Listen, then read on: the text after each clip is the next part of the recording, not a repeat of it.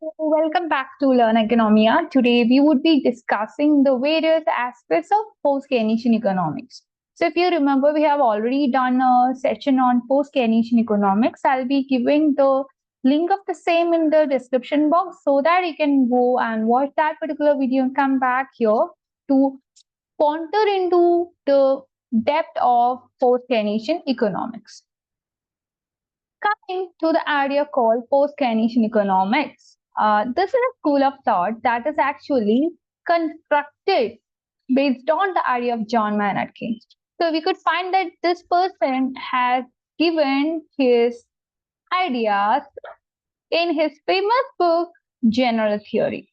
So this general theory of employment, interest, and money, which was published by John Maynard Keynes, is actually full of his ideas regarding the functionings of the economy. So John Maynard Keynes was actually criticizing the classical school of thought, and he was giving certain solutions that the solutions to the Great Depression that the world was experiencing during 1930s.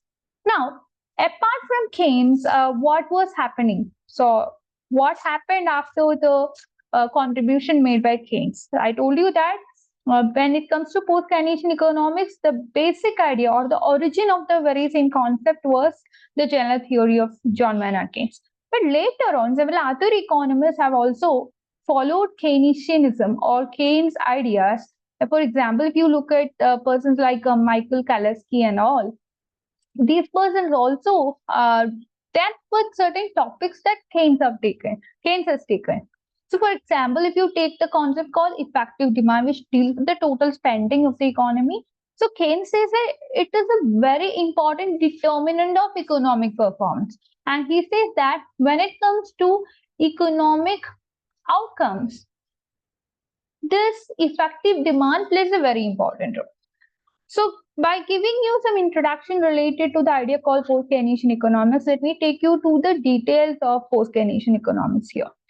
To start with the characteristics of post-Keynesian economics, I've told you in the very beginning that the basic idea or the basic understanding of post-Keynesian economics is actually something that you can trace back to the origin, trace back to the publication of general theory by Keynes. And in his general theory, Keynes was focusing on to the role of effective demand. So it deals with the total spending part. Only when you have money in your hand, you will be spending. Again, that is not enough.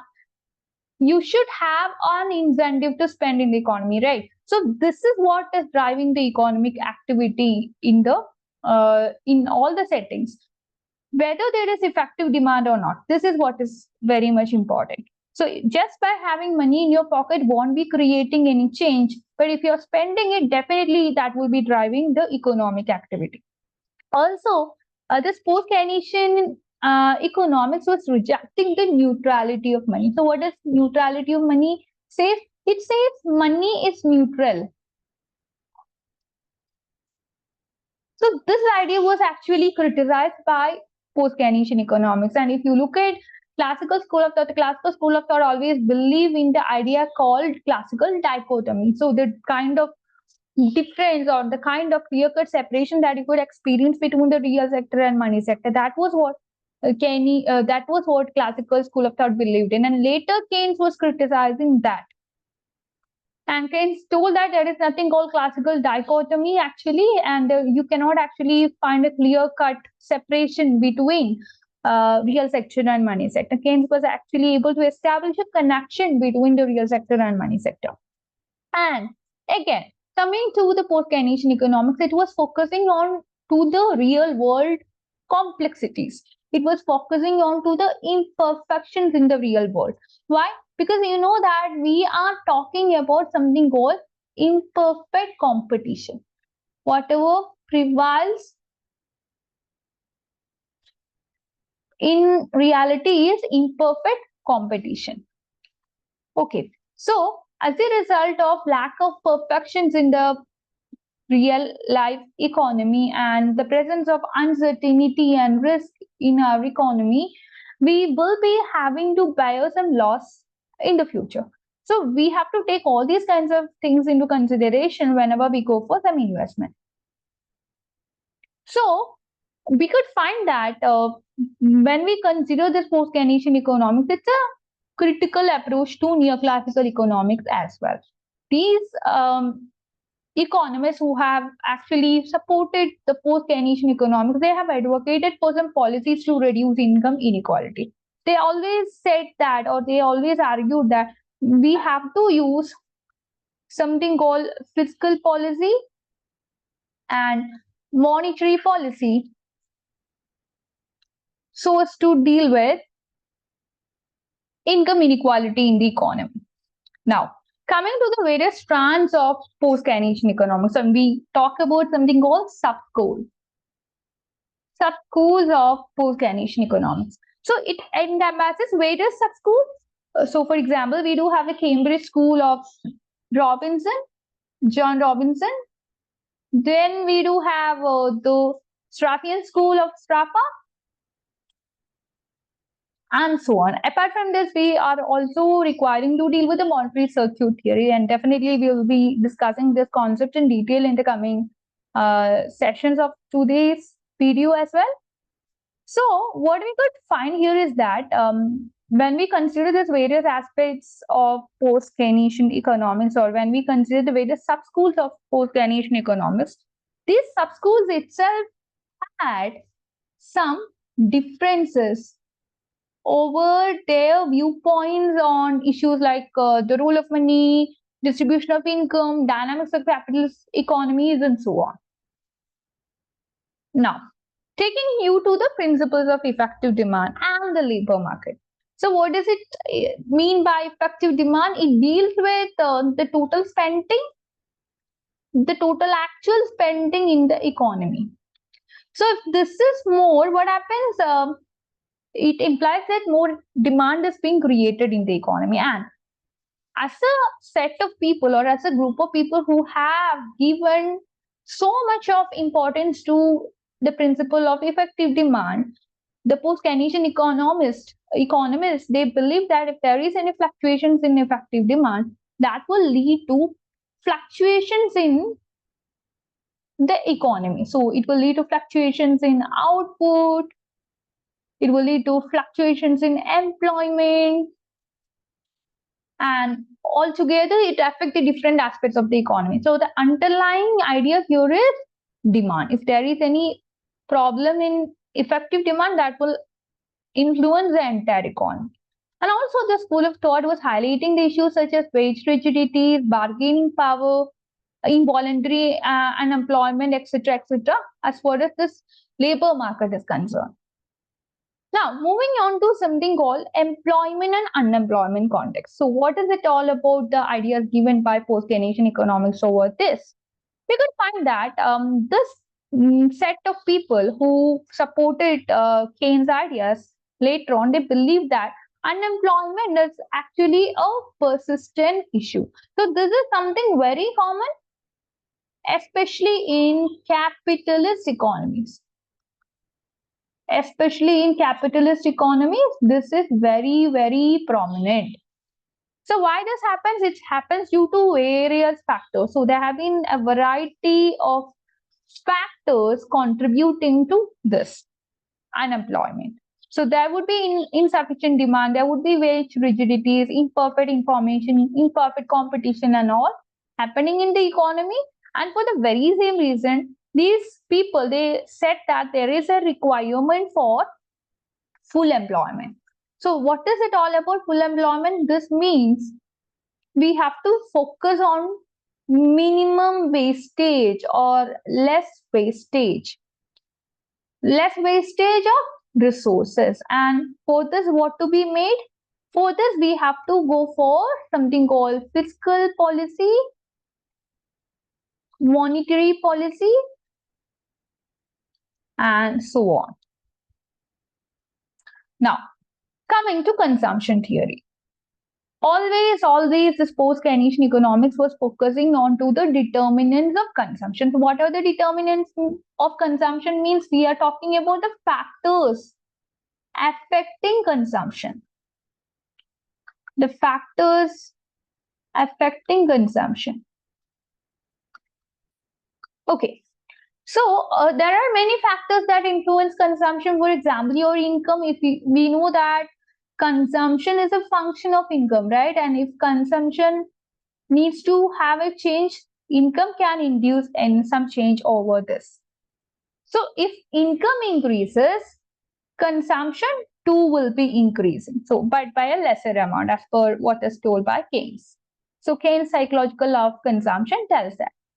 Now, what about wealth? Again, wealth too will be affecting your consumption. What about expectations? Again, that too will be influencing your consumption.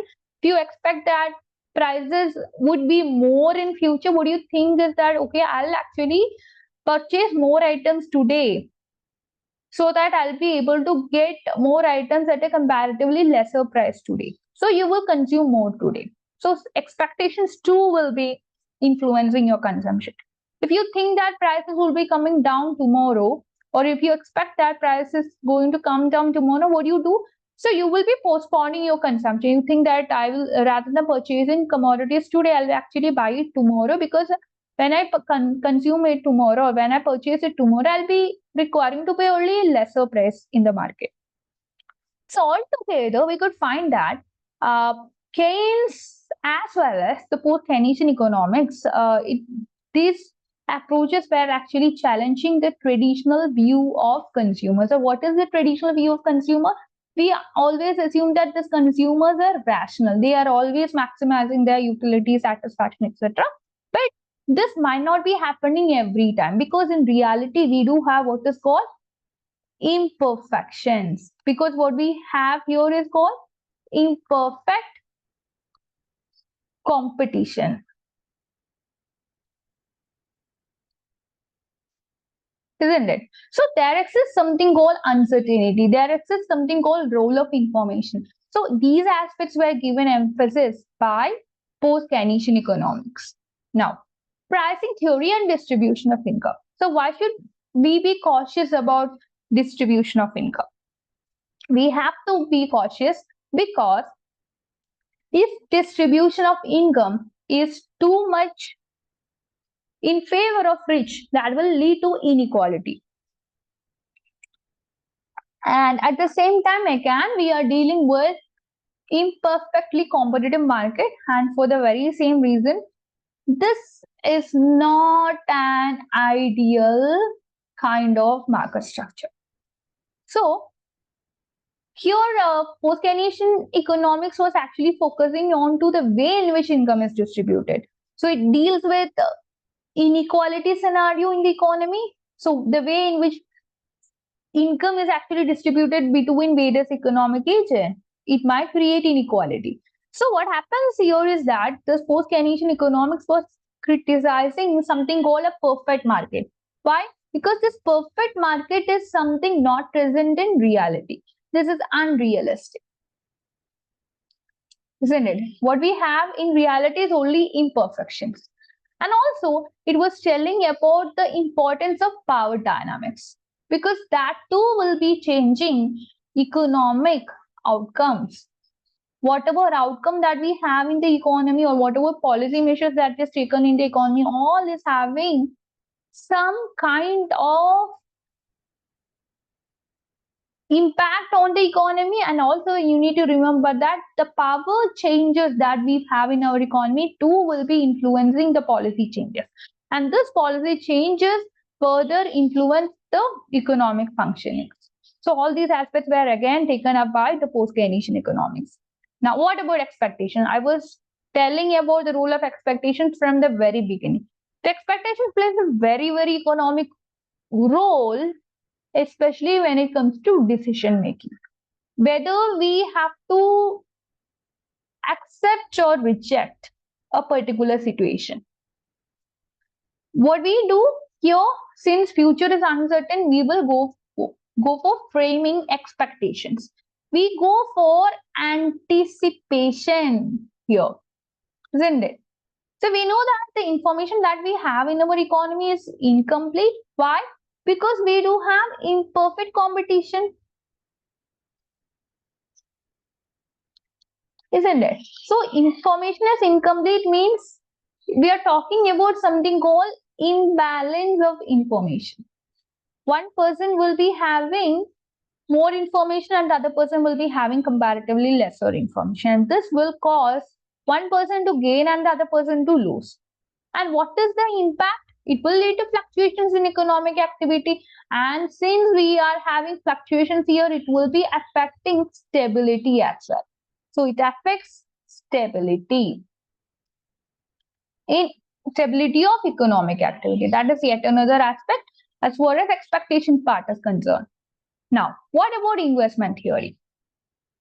As far as this post-Keynesian economics is concerned, they were focusing on to the determinants of investment. So what are determinants? We are talking about factors affecting investment. Factors affecting investment. So what are the factors which would be affecting investment? We know that there would be interest rate affecting investment. There would be something called uncertainty affecting investment, expectations affecting investment. So here comes the role of MEC. So what is it? Marginal efficiency of capital. You think about the future profit that you will be able to receive from the investment that you are making today. So there is some kind of expectations or anticipation that you would be forming regarding that. If you expect to receive a lower profit, then you will postpone your investment decision. And if you expect a higher profit in future, definitely you will make investment today. And whatever it is, investment is something that always leads to more growth in the economy. So this is because it is actually generating more income through multiplier effect, isn't it? Multiplier effect is something that plays an important role here. Now, the aspects of post-Keynesian economics also talks about the endogenous supply of money and circuit theory. So what is it all about? Post-Keynesian economics always challenged this fixed money supply in the economy. We always used to assume that money supply is fixed, right? So this is fixed in short run at least. Short run at least it's fixed because we think that okay, this is determined by the monetary authority. But Keynesian set of thoughts, or you could find that the post-Keynesian economics, the people who followed Keynes later on, they were criticizing this approach and they argued that money creation is something that is endogenous. Why? Because this is influenced by your demand for credit. Demand for credit. If the demand for credit is changing, definitely that will be changing the money in circulation as well. So circuit theory of money is actually focusing on to the role of money in dealing with economic transactions. So this transaction motive of Keynes, and Keynes was also talking about transaction approach, transaction motive, precautionary motive, speculative motive and all. This circuit theory of money mainly focus onto the transaction function of money, the money used as a medium of exchange. Medium of exchange function of money. Okay. Now, so altogether we could find that this post-Keynesian economics provides a very heterodox perspective on economic issues. So that it is actually opposed to traditional perspective.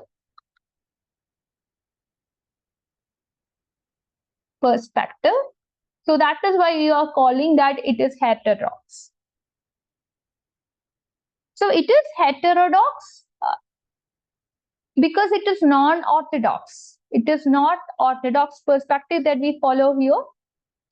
Because we are having certain complications taken into consideration, we are taking the real world complexity. We are talking about dynamics, that is changes. We are talking about certain important aspects called MEC, expectations. We are talking about imperfections.